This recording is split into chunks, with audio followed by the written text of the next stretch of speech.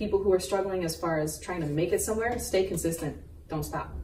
You know, progress is progress. If you're moving forward, whether it's by little steps or you're making big moves, great. It's still progress. All in the fam. All in the fam. Come on. It's all in the fam. All in the fam. Come on. Now get your hands up. Now get your hands up. Now get your hands up. Now get your hands up. All in the fam. What is up, guys? Welcome to another episode of All in the Fam, the certified, fresh, all-inclusive, unfiltered podcast. I am your host, Brianna Cherie. Now, if this is your very first time listening to All in the Fam, I just want to say welcome and that I hope you become a part of the family by the end of this episode. All right? Cool. So, today is episode 3 of season 2. Season 2 is all about adulting, hence the title, Adulting 101. Now, growing up, not many of us were given the best insight about how to handle certain situations, especially how to get through life's trials and tribulations. So Kamari is the content director of this podcast. We thought it would be beneficial to push y'all up on game this season and give y'all some tips and tricks to get through adulting, because it's tough out here. And you know what? Since we're a family, we're in it together. Now, today is the first part of a 3-part series within season 2. I know that sounds like a lot, but there is a 3-part series that we're doing called Mixing Passion with Professionalism. You know, a lot of people have these passions, but they just don't know how to make it their profession.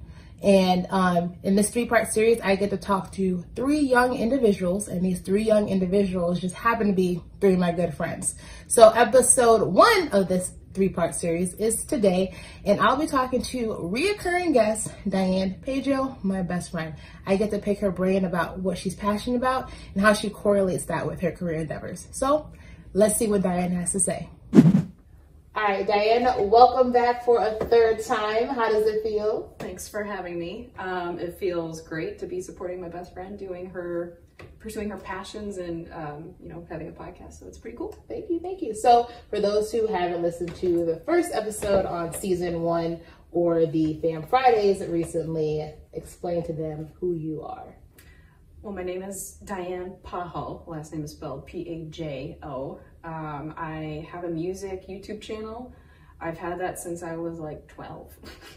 And I also am a personal trainer. I am certified through ACE, and I work for a lab.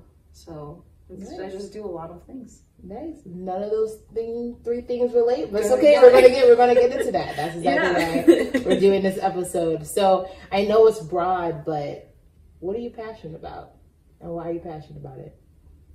I'm passionate about.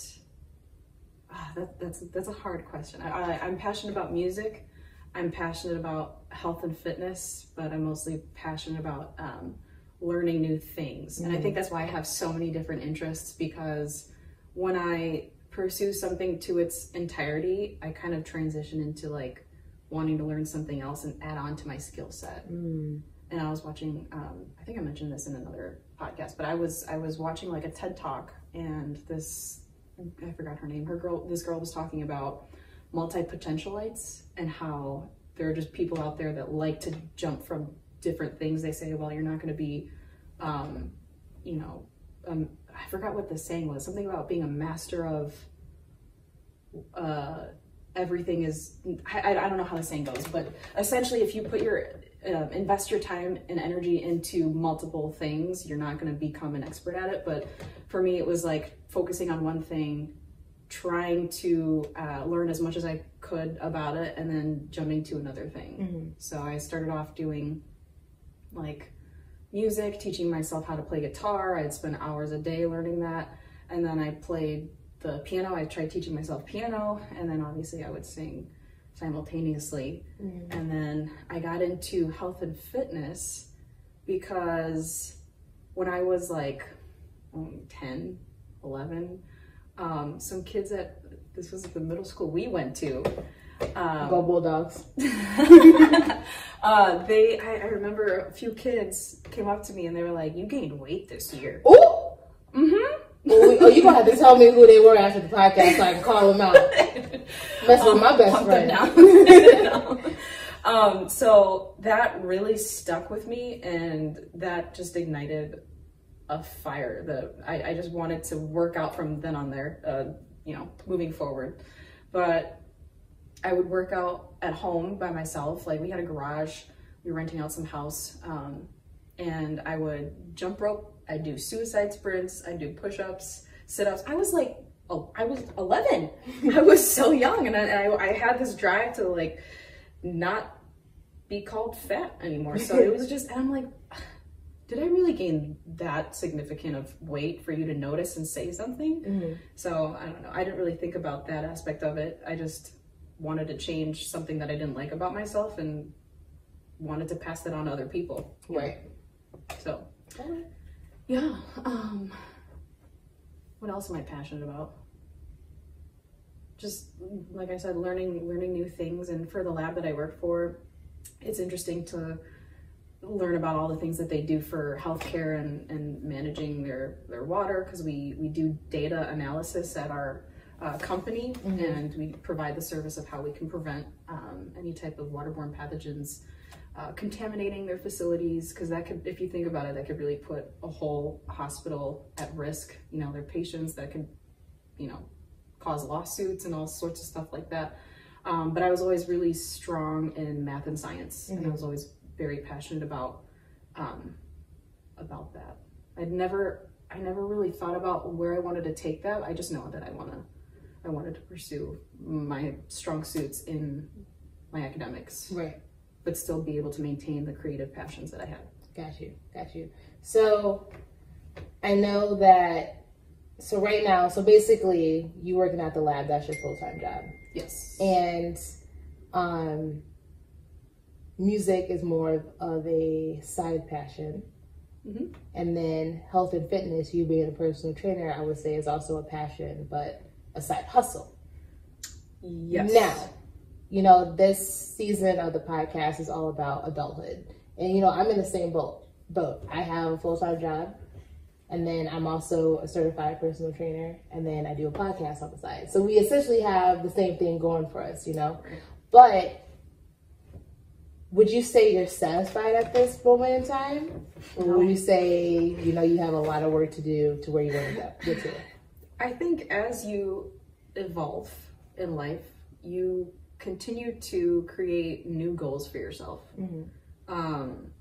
I don't think you could ever really truly be satisfied with where you're at if you're a naturally ambitious person, because you accomplish something, okay, like what's next? Right. Especially if you have that type of personality, to always have a drive to put your energy towards being productive in a specific realm, Mm-hmm. So I can't say that I'm satisfied with where I'm at. I constantly have goals, but that's also how I survived all of these setbacks that happened in life is, you have all sorts of things coming at you, health-wise, family-wise, all this, drama, finances, but you're constantly combating that with new goals, new strategies. Awesome, great. So because you have, these three professions, what are some ways or some steps that you take to feel satisfied in each?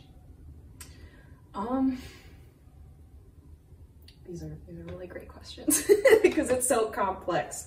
The steps that I take to make sure that I'm satisfied in each is making sure that I'm always challenging myself. So if I feel with my personal training, with my clients, if I feel like I'm lacking with my communication with them, strike up that conversation sometimes. And me being kind of like a socially awkward or antisocial person. I'm a homebody and I just hang out. I can chill by myself. Can't relate. We're total opposites. Being able to have that conversation and the reward it gives me, and having that gratitude to have that opportunity to help someone is always the bigger thing that I think about, that allows me to stay satisfied. If I can see that I'm making a difference in someone's life, that's all, it's all worth it. And then with music, it's weird because it comes in waves. With creativity, I feel like you can't force it. You can't force it. So if I'm feeling unmotivated or uninspired for a certain period of time, I'm not going to try to go in there and be like, okay, let me just try to play this song. And sometimes it'll be like, okay, I'll just play around on the guitar or whatever. And then, or I hear a song and I'm like, I'm going to try singing this with 100% energy. It kind of strikes that inspiration to continue playing or to learn a new song, but it's been so like wavering. So with that, that's something that I'm currently struggling with, to stay satisfied with doing my music. That's why I was booking shows back to back, because even though like that anxiety was just so heavy on me all the way up to the show, having that show, being able to just do my thing on stage, you just go into this like surreal state. And then afterward being able to provide that entertainment to people is also a reward in itself. So that's what satisfies me in that sense. Got you. I like how, you know, with your streams of income, that it seems like with being a personal trainer, it's all about helping people. And then being a musician, it's your own satisfaction. And then with working at the lab, it's more so being a professional.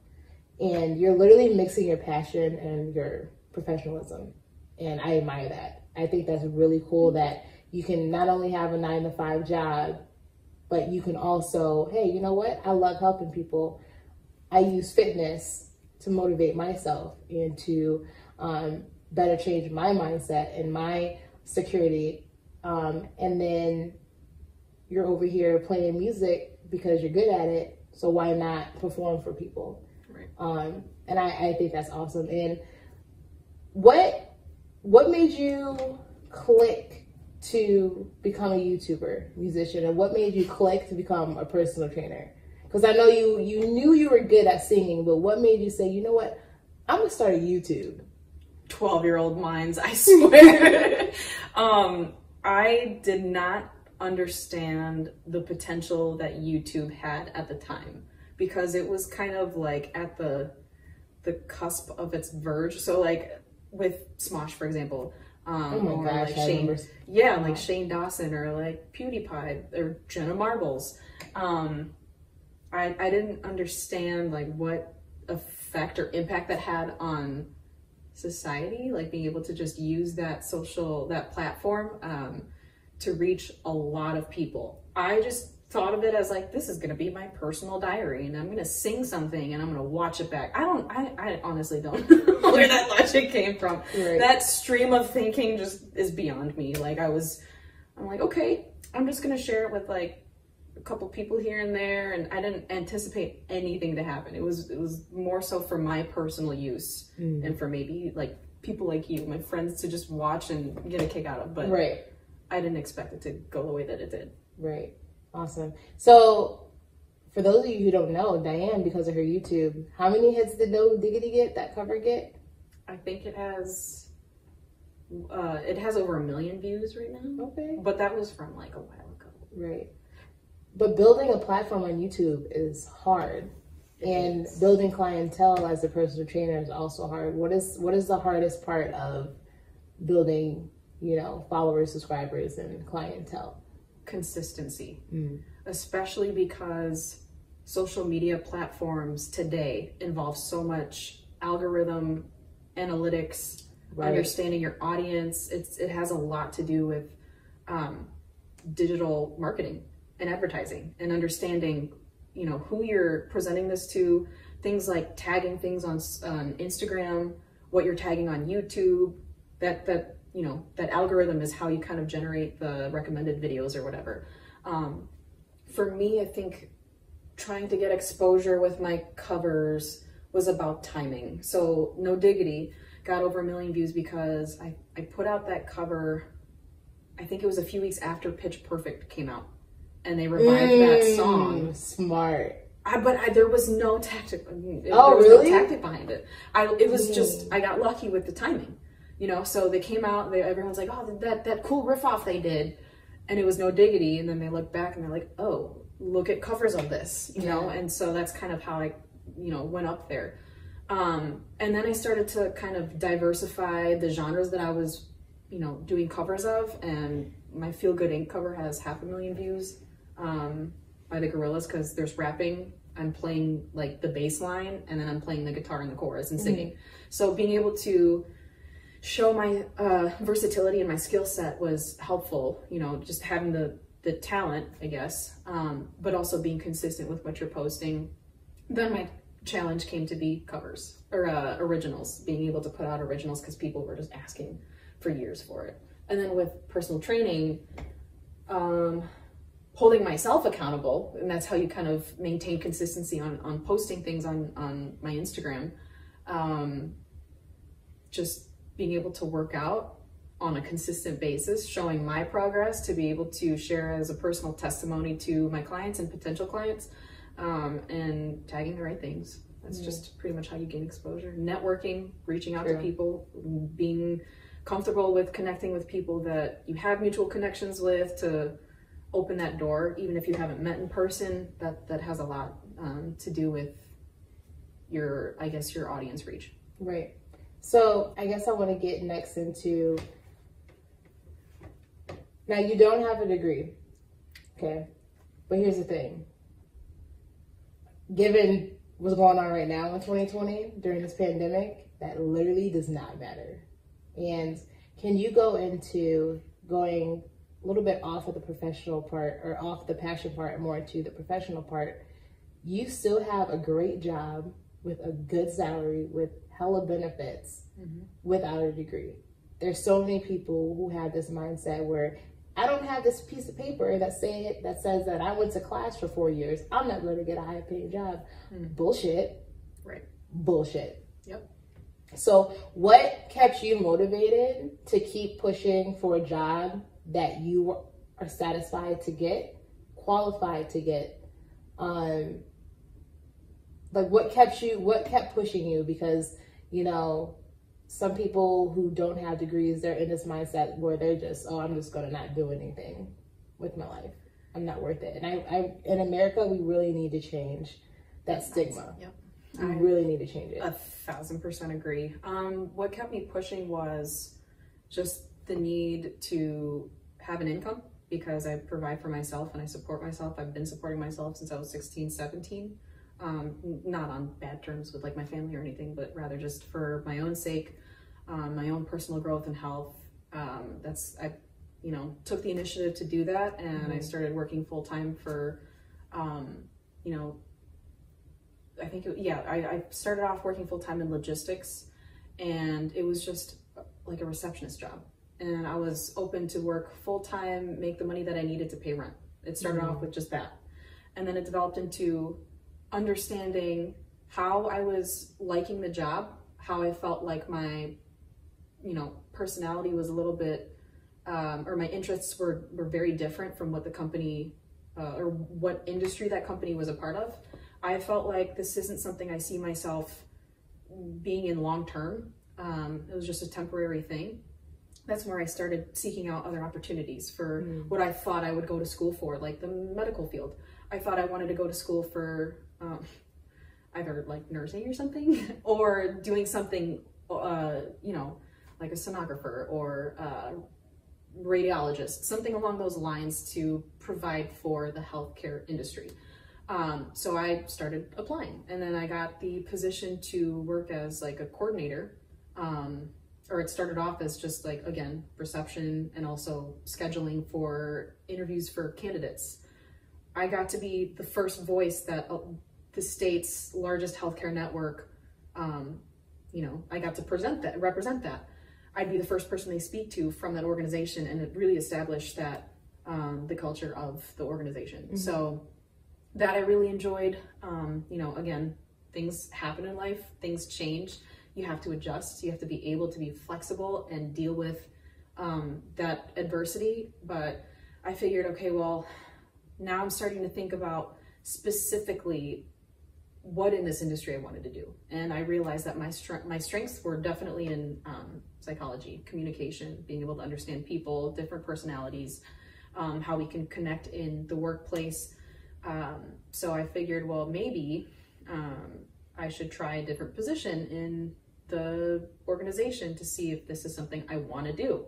And I was also even thinking, going into clinical psychology, maybe working in therapy, because I've had such a extensive background on being a first-hand witness of mental disorders. And I figured if I try this position, I'm going to, you know, get my education and so on. Didn't work out.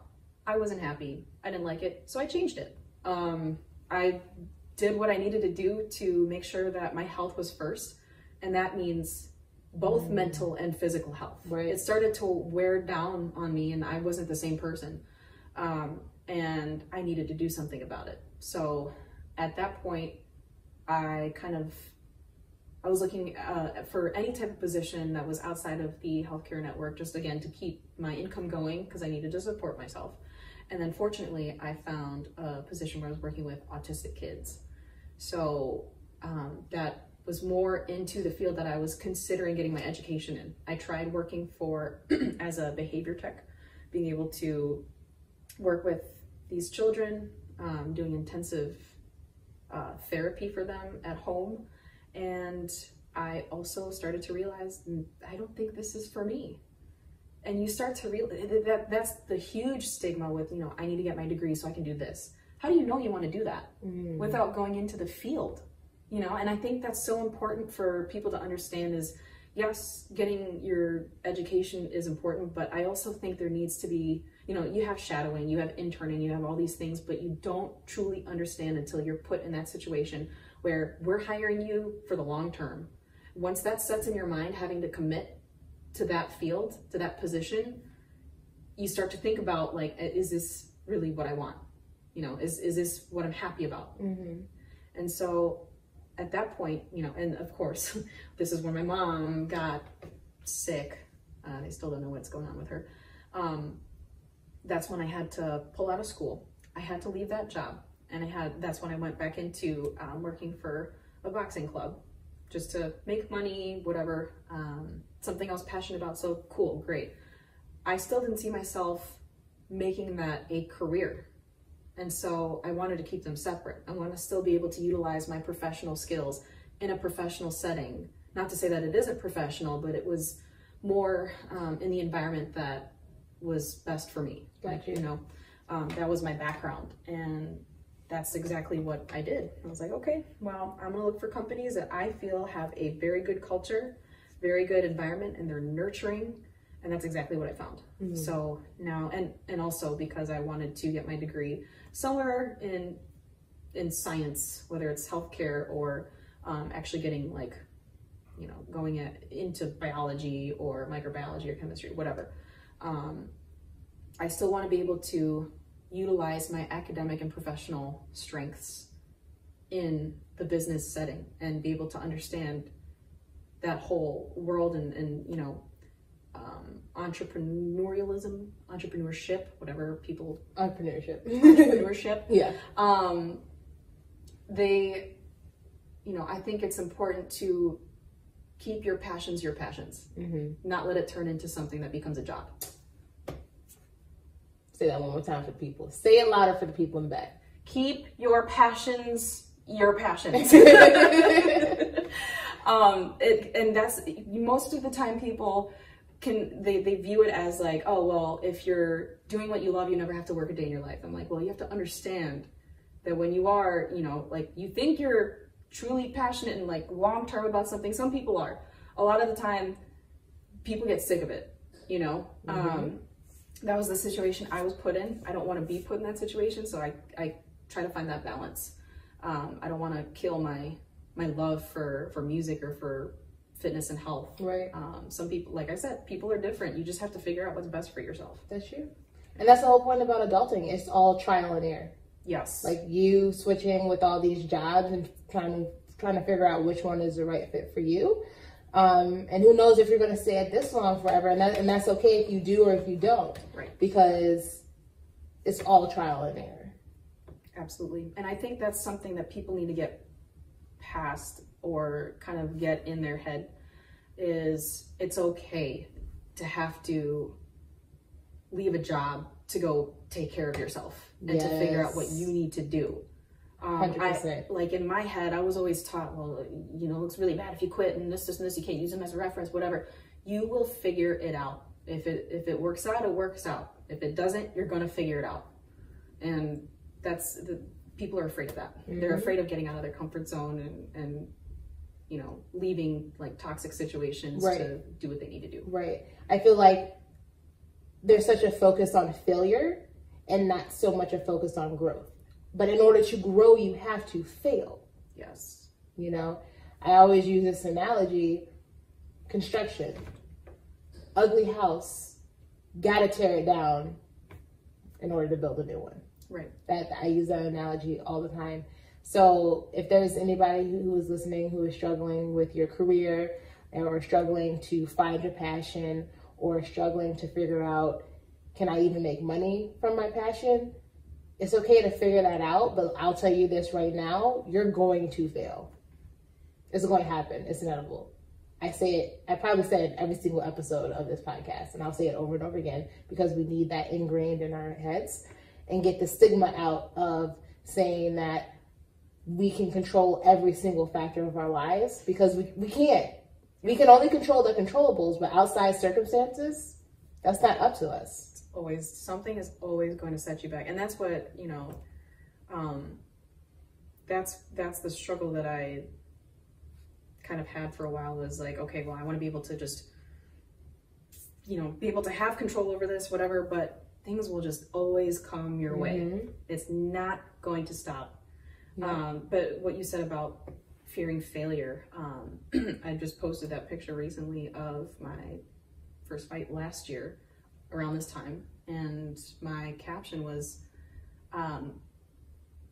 it is so much more valuable to learn every aspect of your failure than it is to just not even try at all. True. That's how I felt like, and to compare it to like boxing, for example, when especially with my boyfriend telling me you're gonna get hit, and you can't be afraid to get hit in order to get on the inside and be able to throw. Same thing with anything that you apply to in life. You have to, you know, face those failures in order to figure out what needs to change and what plan you need to come up with in order to be able to be successful. Right. No matter what you choose to do. Right. So let's unpack growth. Are there any areas of growth that you need to work on in regards to your music, to, you know, personal training, to your work ethic at your full-time job? Every area. Yeah. There's always room for growth for every area. I feel like if you're not growing, you've become complacent. Stagnant. It's very stagnant. You don't improve at all, and you're not going anywhere. For me, I feel like with music, I need some refresher to be able to spark that inspiration again, to be able to just write originals. I've always struggled for a long time with not feeling validated in my feelings enough to be able to say, I'm confident enough that this is what I'm feeling, this is what I'm proud of, I'm gonna put it out.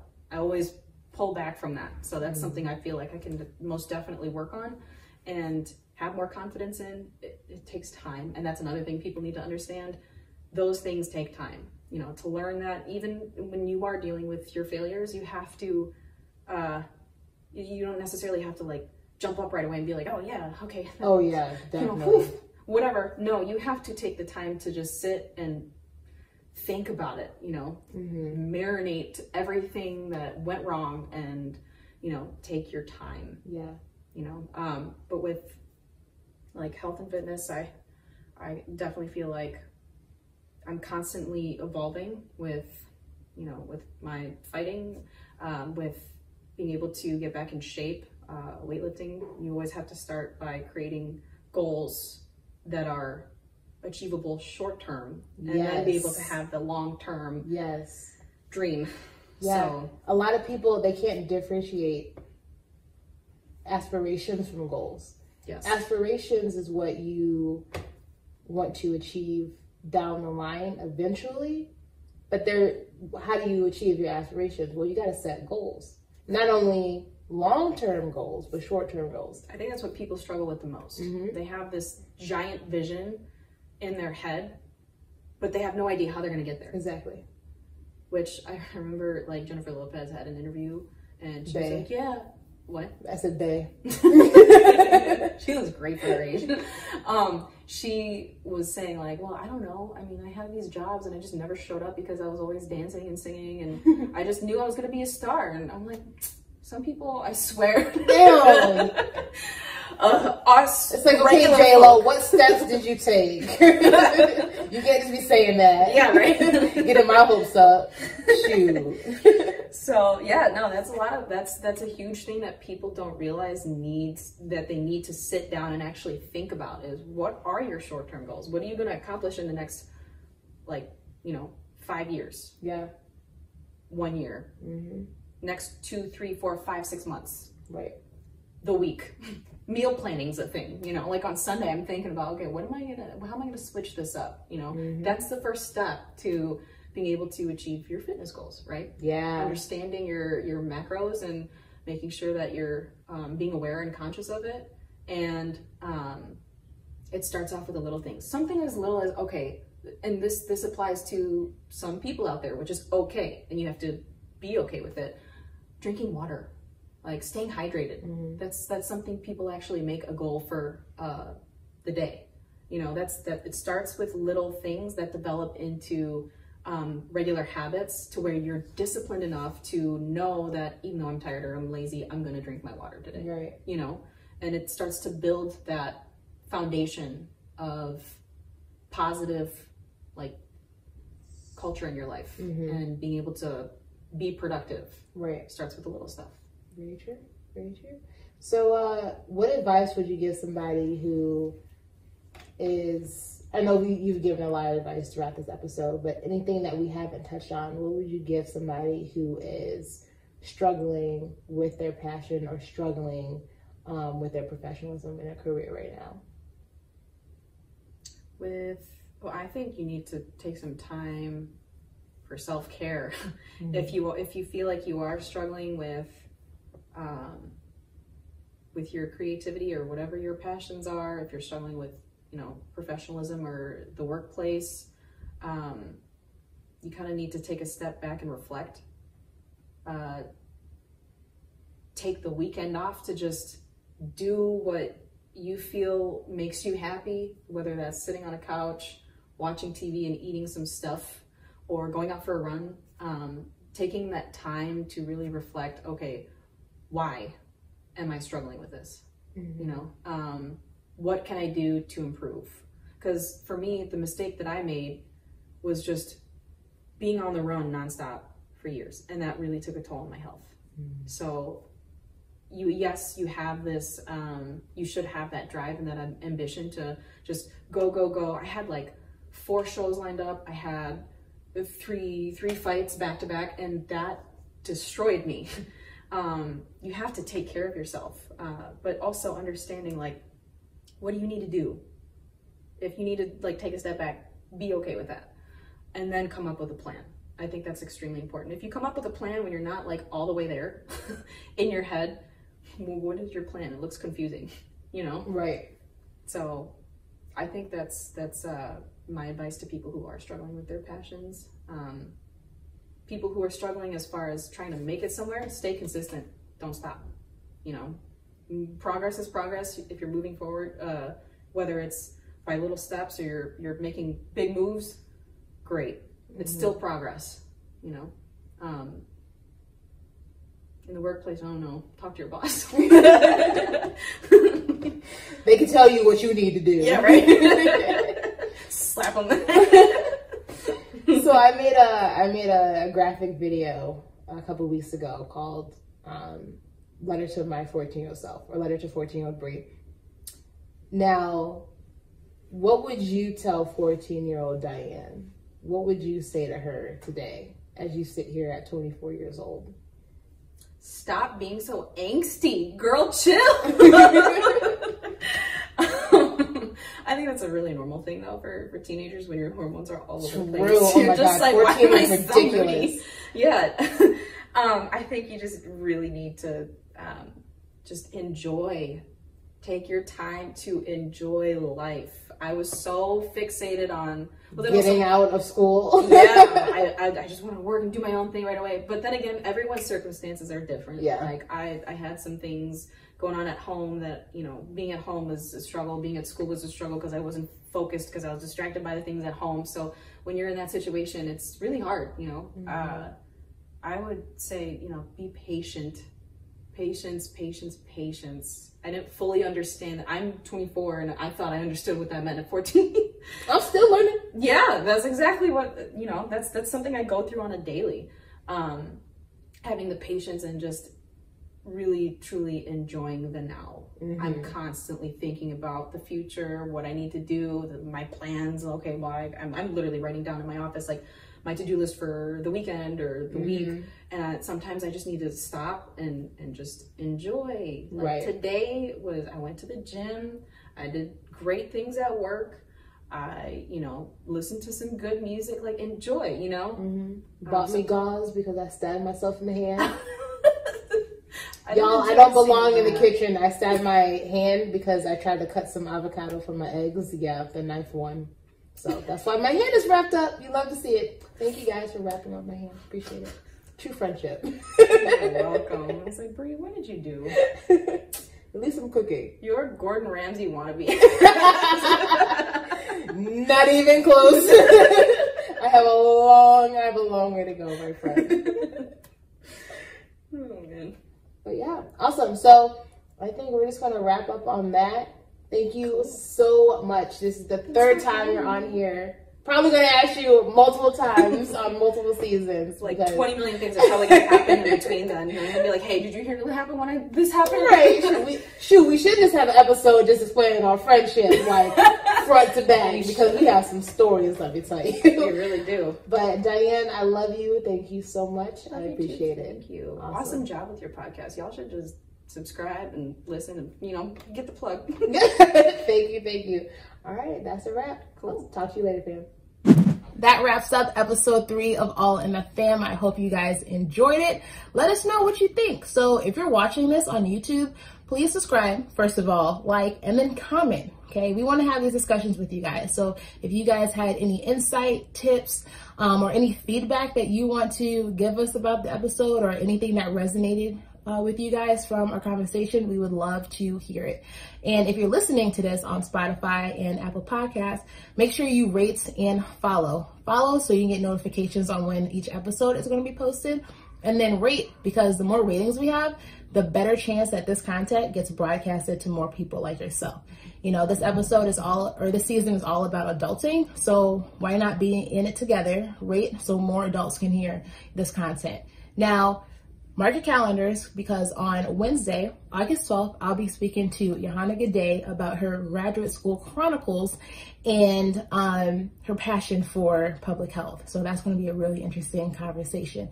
Now, next Wednesday, I will be posting a video segment about motivation. So I'll be posting, you know, tips and tricks on how to stay motivated, especially during this pandemic, because 2020 is some bullshit. A lot of our plans got backtracked. A lot of our goals got backtracked. So it's hard to be motivated. So I'll be sharing some tips on motivation. So mark your calendars for next Wednesday as well.